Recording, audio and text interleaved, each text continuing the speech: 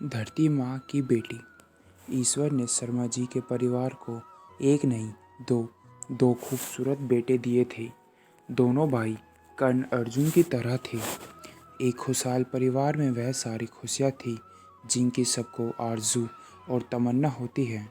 Sharma ji air force में थे। Defence की अपनी ही गरिमा होती है। जो भी देखता है रश्क करता है। लेकिन इधर कुछ दिनों से सरिता ने माता रानी के दरबार में चुपचाप एक अलग ही अरदास लगा रखी थी जिसकी किसी को खबर ना थी। लेकिन शर्मा जी के मर्जी के बिना इसे पूरा भी नहीं होना था। सरिता, तुम्हारा दिमाग खराब हो गया। लोग तो लड़कों की मन्नतें करते हैं, दर दर अपना माथा टेकते हैं। अब ईश्वर ने तुम्हें दो बेटे दिए तो तुम्हें बेटी चाहिए। हाँ, मुझे एक बेटी चाहिए, बिल्कुल मेरे जैसी काया, मेरी छवि, मेरे मरने के बाद जिसे देखकर सबको मेरी याद ताज़ा हो जाए। अब ये भी कैसी ज़िद है। और कोई ज़रूरी भी तो नहीं कि बेटी ही हो।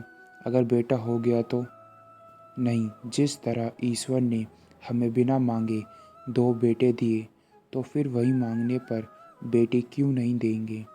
मुझे तो पूरा विश्वास है बेटी ही होगी। देखना, मैं उसे बिल्कुल अपनी जैसा बल्कि मुझसे भी अधिक निपुण बनाऊंगी। घर गृहस्थी में आखिर जो मैंने अपनी माँ से सीखा है उसे भी तो किसी को विरासत में देना है। शर्मा जी को भी बेटी की कल्पना ने रोमांचित कर दिया। उनके कानों में बाहर बगिया में रखे पानी के कटोरे पर बैठी गौरैया की चीहू चीहू की आवाज़ बड़ी मधुर सी लगी। इधर सरिता को एक नन्हे मेहमान के आगमन का एहसास हो गया था। लेकिन देखते ही देखते देश पर युद्ध के बादल मंडराने लगे। युद्ध की शुरुआत हो गई। जब शर्मा जी फ्लाइट पर होते तो उनका दिल ज़ोर ज़ोर से धड़कने लगता।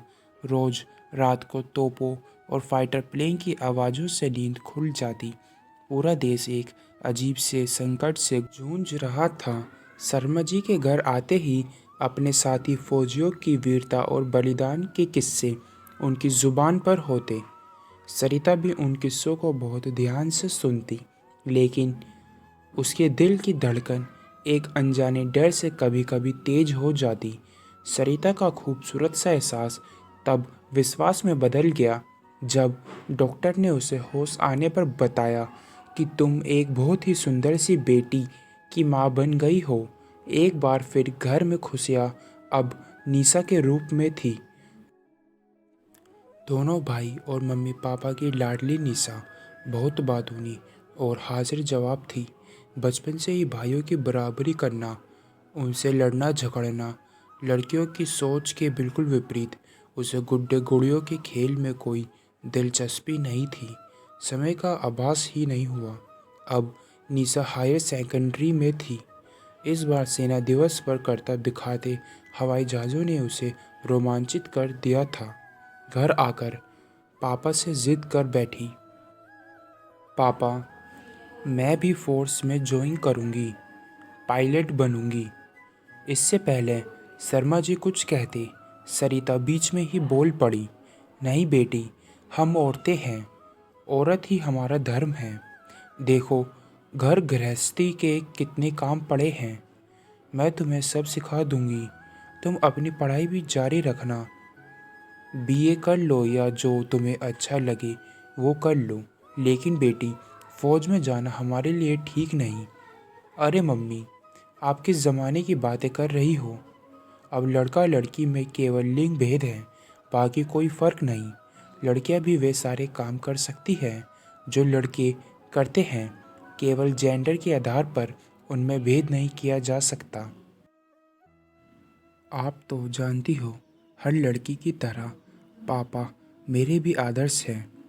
फिर मैं उनके जैसा काम क्यों नहीं कर सकती। शर्मा जी ने भी माँ बेटी की तकरार के बीच में कुछ बोलना उचित नहीं समझा। माँ बेटी की तकरार आखिर एक समझौते पर आकर रुक गई। माँ की भावनाओं का आदर करते हुए एयरफोर्स में जाने की जिद उसने छोड़ दी थी, लेकिन सरिता ने उसे एयरलाइंस में जाने की इजाज़त दे दी थी।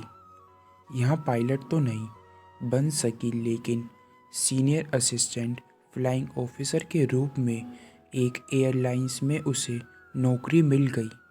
जिंदगी रोज की तरह जारी थी, लेकिन आज उसका प्लेन जैसे एयरपोर्ट पर लैंड किया, पैसेंजर उतरने चढ़ने लगे।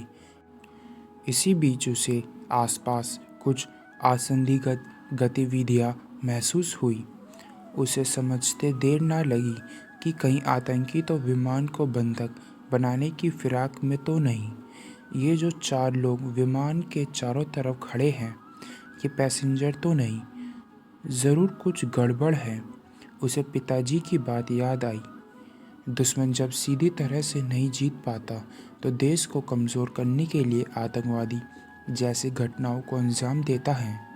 उसने अपने मन में प्रण किया, मैं इनके इरादों को कभी कामयाब नहीं होने दूंगी।